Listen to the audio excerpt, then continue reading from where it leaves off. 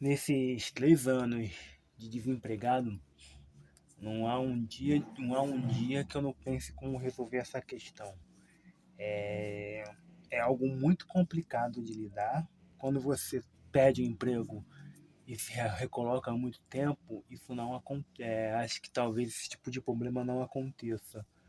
Quando ele vai se agravando, passa meses, semanas e anos, e você vê que não há nenhuma luz no fim do túnel, você começa a se desesperar. Você começa a se desesperar porque são anos, são tempos parados, você perde toda a sua dignidade, você perde todo tipo de renda, e ao mesmo tempo você percebe que as pessoas viram as costas para você.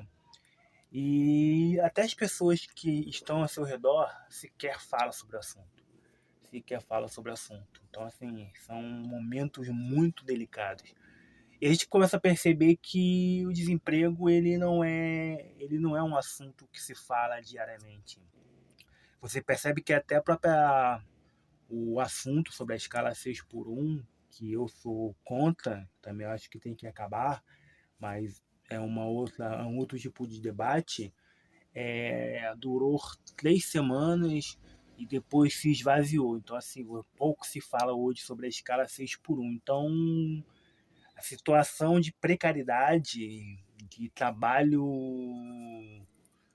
mal remunerado, de falta de gestão, ela não é debatida porque ela está na mão daqueles que têm a caneta e daqueles que têm o controle, né? Então, pouca gente se importa para aqueles que estão em filas de desempregados, que estão na fila das cozinhas solidárias e das suas consequências, né? A gente tem visto aí diversas cidades tendo um crescimento de pessoas em situação de rua. Aqui no Rio tem um crescimento de cozinhas solidárias, e se a gente for nas filas, eu já vi em reportagens de jornais, existem pessoas ali que estão desempregadas, que não conseguem recolocação.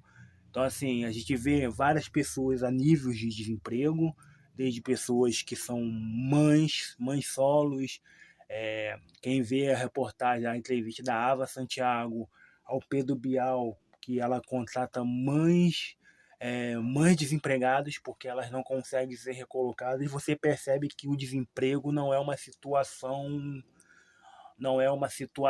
de basta querer, de se reinventar, de aceitar qualquer coisa. Existe algo totalmente estrutural e que ninguém liga. Então, porque é muito fácil, às vezes, para a vida da pessoa, né? Às vezes acontece com aquela pessoa, eu decidi vender água, aceitei qualquer profissão e fui para.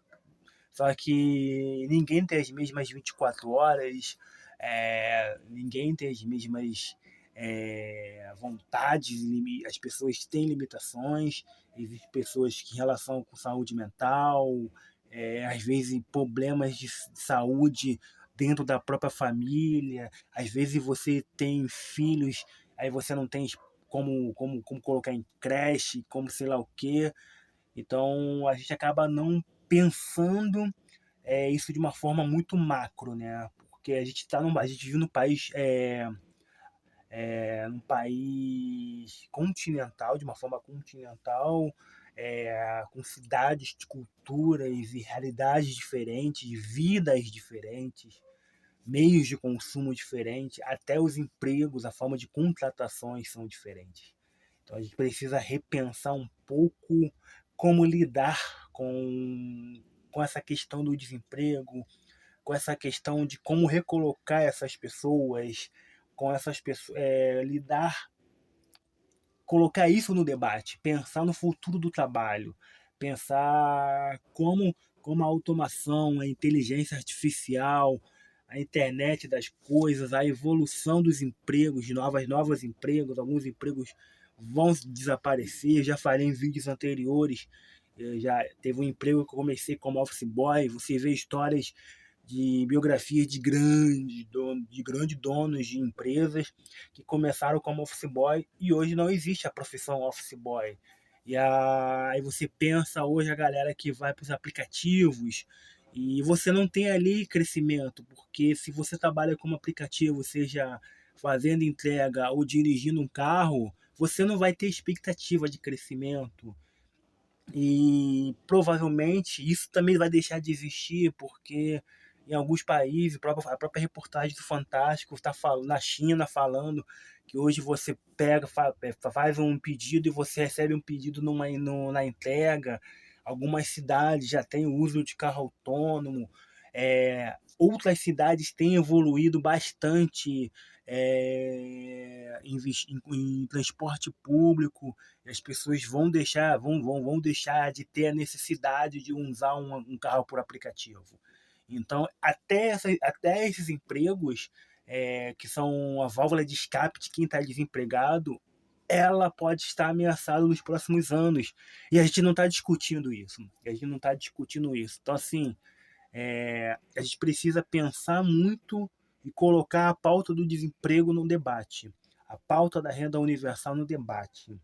Por isso que eu já entendi que eu não vou voltar ao mercado de trabalho, eu já entendi que as pessoas não vão me ajudar a me recolocar, não vão me dar oportunidade, eu já entendi que se as coisas não virarem nos próximos meses, eu posso estar sim em situação de rua, porque eu não tenho apoio, eu não tenho ajuda, eu não tenho ajuda do governo, já tentei Bolsa Família, então assim, eu já entendi que a minha situação é extremamente crítica, então a única coisa que eu a única arma que eu tenho hoje é criação de conteúdo.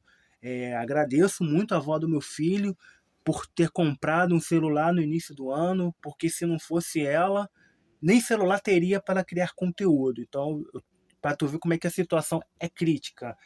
Se não fosse algumas pessoas que vê meus vídeos, vê minhas postagens, fazendo doações de tempos em tempos, eu estaria sem internet, eu estaria sem nada. Então, assim, a minha situação é muito crítica, então eu preciso enxergar isso como um motivo de luta. Eu sempre fui ligado à política, mas nunca fui um militante. Eu nunca defendi nenhum tipo de causa. Eu sempre via política como base, como comentarista, como analista. Eu sou um analista político, eu sempre fui um analista político. É, por detalhes, eu não fiz faculdade de ciência política. Na época não tinha EAD, era longe de onde eu moro, e era noite. Optei pelo curso de História. Então, hoje, eu tenho vontade, assim, se um dia a minha situação financeira melhorar, eu vou fazer uma faculdade de Ciência Política e vou voltar para o debate político, porque é algo que eu gosto, é algo que eu sei fazer, é algo que eu sei falar.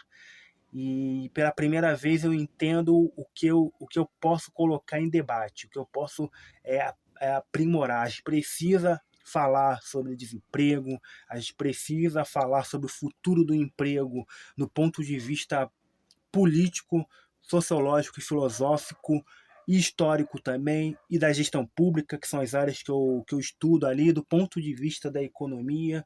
Precisamos entender as consequências do desemprego no ponto de vista da psicologia e da própria da saúde, sobre a questão da saúde mental, da saúde física, a questão da saúde social, uma palavra que eu descobri vendo a entrevista com a Marta Gabriel, que é uma futurista. Então, assim, a gente precisa pensar o desemprego, pensar suas consequências, pensar essa questão do subemprego, pensar o futuro do emprego. É um problema de políticas públicas, é um problema de Estado, é um problema estrutural, não é um problema pessoal, não é um problema individual. Uma pessoa desempregada, ela precisa ter dignidade, ela precisa ser ouvida, ela precisa ser entendida. Ela não precisa ser jogada para uma vaga qualquer, ela não precisa ser jogada para um serviço de aplicativo, ela não precisa ser jogada a todo custo numa Bolsa Família. O que ela precisa é de oportunidade. Tem pessoas que vão precisar de uma renda básica para tentar se reestruturar e você precisa ter um apoio, seja ela de cunho territorial, nos bairros, nas comunidades, o apoio a gente precisa ter um apoio das subprefeituras, a gente precisa criar um polo de ouvir o desemprego, dentro dos próprios CRAs, da questão do serviço social. Você tem que entender. Eu acho que a função do serviço social precisa ser ligada junto com empresas, sei lá, pequenas e grandes empresas de bairros, locais, de comunidade, para que a gente dê espaço para essas pessoas desempregadas. Acho que as grandes empresas precisam entender, entender também, empregar essas pessoas, mesmo que não tenha experiência, mesmo que não tenha portfólio, mesmo que não tenha, mas às vezes aquela pessoa ela tem um conhecimento teórico, se qualificou, estuda de forma autodidata e quer se recolocar no mercado. A gente precisa dar oportunidade para essas pessoas, a gente precisa ouvir essas pessoas, a gente precisa acabar com esses velhos vícios. Existe muito talento, muita gente preparada que quer entrar no mercado, que pode ajudar na sociedade, que pode ajudar, seja na questão pública, seja na questão privada. As pessoas que querem ser políticas, elas talvez precisam de pessoas, por exemplo, como eu, que estuda essa questão de política, de desenvolvimento, de pesquisa, de planejamento estratégico. Então, assim, a gente precisa encontrar essas pessoas, e às vezes essas pessoas estão precisando apenas de uma oportunidade, de serem ouvidas. Então, eu acredito que a minha função hoje é tentar desenvolver um projeto em cima disso. O projeto Metanexo, eu já passei por tantos projetos que não deram certo, justamente pela falta da escuta. É, é um projeto hoje, é um projeto hoje político, é um projeto de desenvolvimento, é um projeto de escuta, de entendimento. A gente precisa entender a questão do desemprego, a questão das suas consequências, a questão territorial, e acabar com essa desigualdade e acabar com esse problema estrutural. A gente precisa entender a questão do desemprego e é urgente. E é urgente. Quando eu falo urgente, é urgente mesmo, porque a inteligência artificial ela tá chegando e está atropelando. A automação ela está tirando empregos. Se você que está ouvindo esse vídeo e você ignora o que eu estou falando, ou está ignorando sempre o que eu estou falando, pode acontecer com você, pode acontecer com teu parente, pode acontecer com teu filho no futuro, pode acontecer com o teu amigo, com a pessoa mais próxima. E você vai ignorar também? Você vai ignorar? Você vai ignorar? Porque o que eu estou falando, eu não estou falando de achismo. É só fazer uma pesquisa aí no Google, usar a inteligência artificial, o Perplexity, que trabalha muito com a questão de dados e fontes, vai te dar informações, vai te dar que a questão do desemprego é um assunto que precisa ser debatido e urgente. É um debate para nível público e privado, é um debate social, é um debate de saúde pública, é um debate de políticas públicas, é um debate de gestão pública. A gente precisa debater o desemprego. A gente precisa entender as suas consequências.